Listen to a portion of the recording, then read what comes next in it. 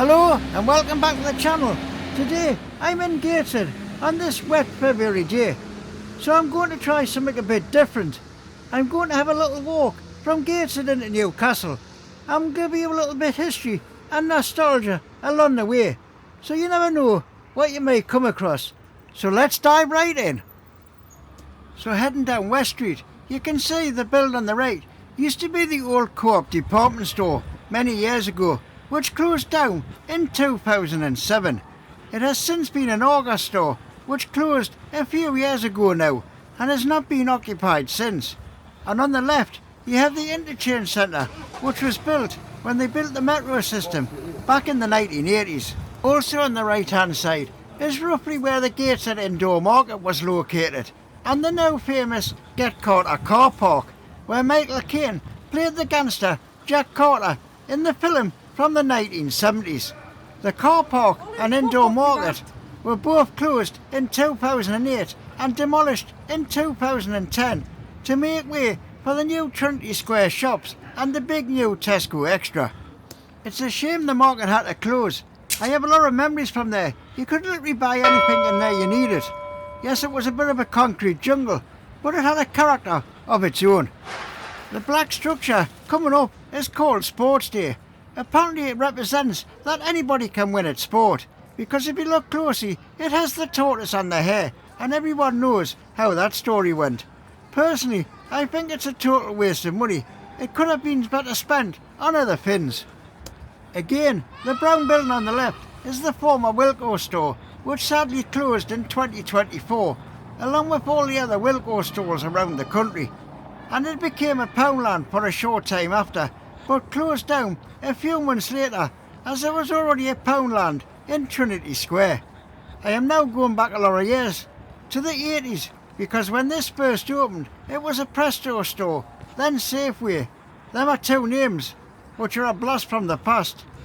I can definitely say one thing, I miss the pick and mix from the Wilko store. Continuing down West Street, passing roughly where the old Shepherd's department store used to be located, which then became Tesco Shopping City, before it was totally demolished and replaced by the car park for the Tesco store next door. Then this car park was demolished along with the indoor market, so the new Trinity Square and the Tesco Extra could be built. On your left, we are passing the old Lloyds Bank building, which closed a long time back now, and I don't think it's ever been occupied since. Crossing over Nelson Street towards the old Gateshead Town Hall, which again, this was closed in 1987, when Gateshead Council relocated to the new Civic Centre in the same year. Apparently, this is the only surviving purpose-built town hall in Tynemere. I was once told it held a few pub concerts when the council moved out over the years, but I'm not 100%. If that's true, somebody might be to shed some light on it. If you can, please let me know in the comments below. So passing the old town hall clock, I have just looked across and seen these old pictures of Gateshead in the windows. So let's get across there and have a look to see what they are. So the first two look like pictures of the High Street many years ago, and what looks like the old Gateshead East Railway Station and a tram going under the railway bridge we'll be walking under shortly. Walking past the main entrance, I remember going in there for an interview for a job with the council when I left school, but I did not get it. Two more windows with photos in, and again there's one there of the Get Carter car park, along with a couple more of the High Street. So as we continue down West Street, crossing Swinburne Street, there's not a lot to show you around here apart from car parks. So this gives me the opportunity to tell you what the channel 55 Degrees North is all about. So I mainly cover the history and culture of Newcastle and Gateshead and surrounding area. Plus I do construction and restoration updates of what's been built and restored in the Newcastle and Gateshead area. So if you like that sort of thing, why not consider subscribing to the channel and hit that bell notification when I release more videos. Your support of the channel is greatly appreciated. Looking across the road behind the advertisement boards, once stood the old Gateshead bus station, where buses coming from Newcastle used to come over the high level bridge, go around the back to where the exit used to be, behind those advertising boards. So we're now walking down Hill Street, where the station pub is situated, as well as the Half Moon pub that used to be here, and the Central, which is still operating. This is another street I can remember from years back, and I'm sure there used to be 2 Half Moon pubs on the street, but could be wrong. Maybe someone knows and could let me know in the comments below. As we continue along Hill Street towards the Tyne Bridge, you can see a lot of improvement works has taken place, especially to the roadway and pavement over the last couple of years. At one time, this used to be the main bus route for buses going into Newcastle and coming back from the city, but I don't think it's been used as much since the COVID lockdown. We are now turning down Bottle Bank, which I'm glad I'm walking down and not up, as I have walked up this many times over the years coming back from the Quayside market on a Sunday, and I can tell you it's a bit of a climb even in my younger days. Bottle Bank in the 70s, when I was a kid, had shops and a few pubs on it, most notably the Queen's Head, which apparently was a bit of a rough pub, but I could not tell you as I was too young to go in it when it was open. The street was also home to the Goat Inn, which used to have a statue of a goat above its door, which I believe is in the Shipley Art Gallery on Prince Consort Road. Well, at least it was the last time I was in, but you're talking about 40 odd years ago, back then when I was on a school trip.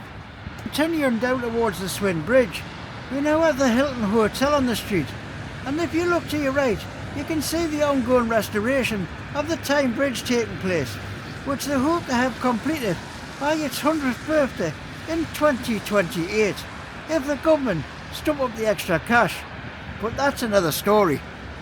Looking forward, you can see the high level bridge, which is designed by Robert Stevenson, and is probably my favourite bridge over the River Tyne, only because when you cross it, you get really great views of the Tyne Bridge.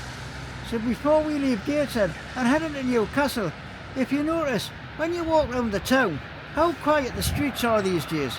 Granted, it was a wet day at the time of filming, but I remember when I was a kid, Gateshead High Street used to be thriving.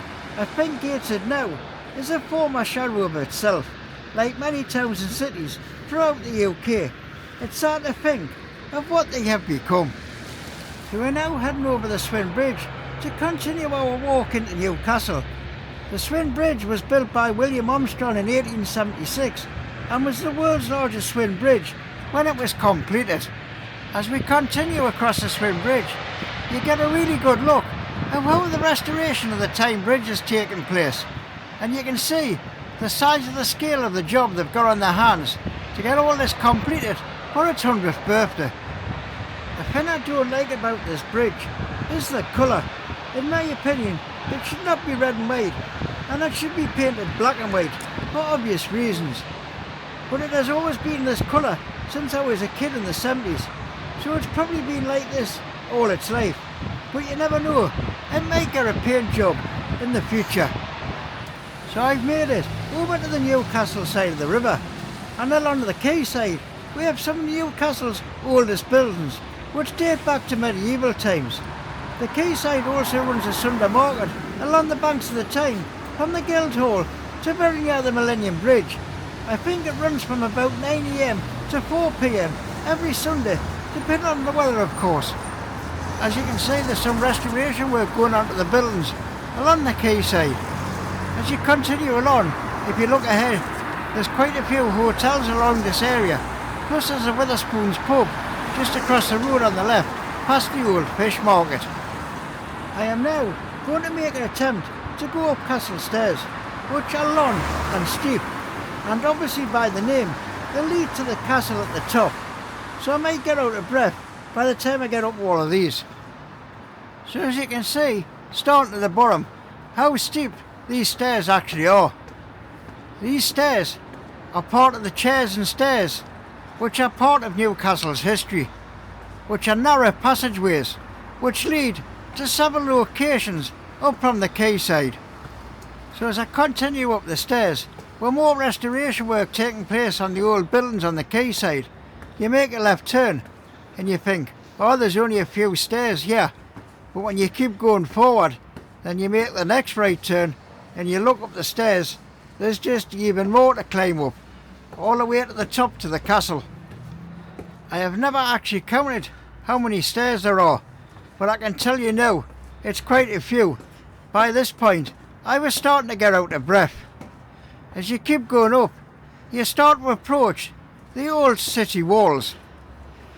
So we're now most of the way up with just a few stairs to complete, a bit further up through the arch. These walls used to be part of the city walls, and this bit actually used to surround the castle. So continuing up towards the castle at the top, I'm almost done with these stairs, and to be honest, I'll be glad when I get to the top. It's getting harder and harder the older I get.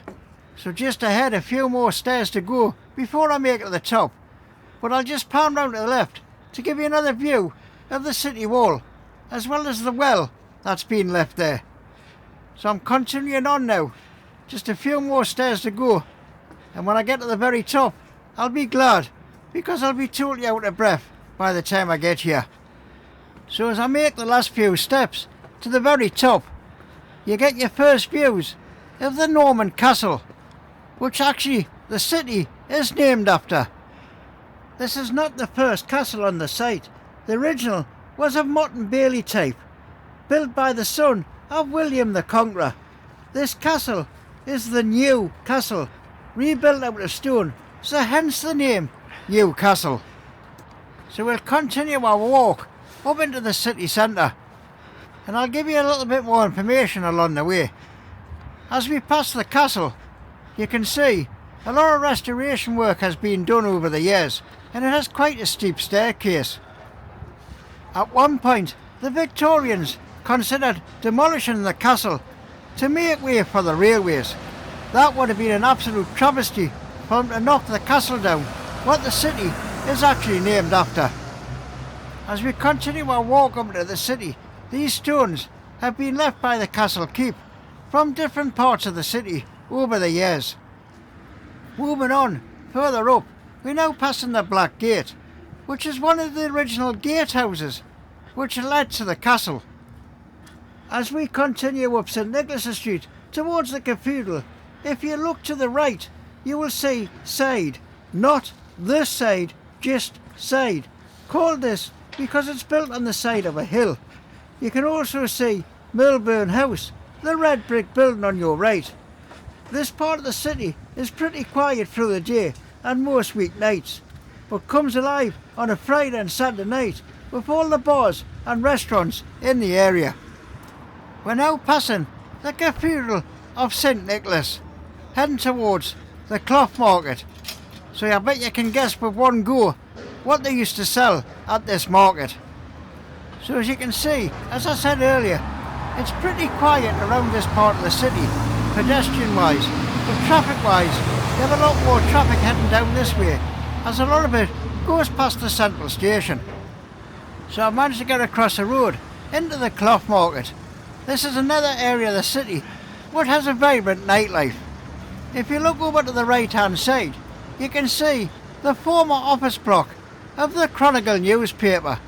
I remember when I was a kid, used to see artics lined up with the big rolls of paper ready to deliver for all the papers to be printed on. But continuing up, if you look at the building all the way up on the right hand side, this used to be the town hall a lot of years ago. I believe it was pulled down in the late 60s, early 70s, after Newcastle City Council moved up to the brand new purpose-built civic centre at Burris Bridge. So as you can see, this part of the city is very quiet through the week, but I can guarantee on a Friday and Saturday night, this place will be absolutely heaving with people going to the bars and the restaurants and takeaways that are situated all down the cloth market and the big market. So as we're getting near the top of the cloth market, you'll now be turning into the big market, which is named after the coarse barley which used to be sold here a lot of years ago. If you look at the round building in front, that used to be a toilet block, but it's now a wine bar. And as you continue along, you can see High Bridge. This is named after a bridge. It used to cross a little river. It runs through the city. So as we approach the end of this video, just before I wrap up, I'd like to show you Hooters, the new American sports bar and grill, which is opening sometime soon, which has had a lot of controversy over it since it was first announced that it was opening. So as I wrap this video up, please let me know in the comments below any thoughts you have on any of the places I have visited in Gateshead and Newcastle on this little mini tour. Also, please give the video a massive thumbs up as it really helps my channel grow, and if you've not already done so, please consider subscribing to the channel and hit that bell notification when I release more videos. See you next time on 55 Degrees North.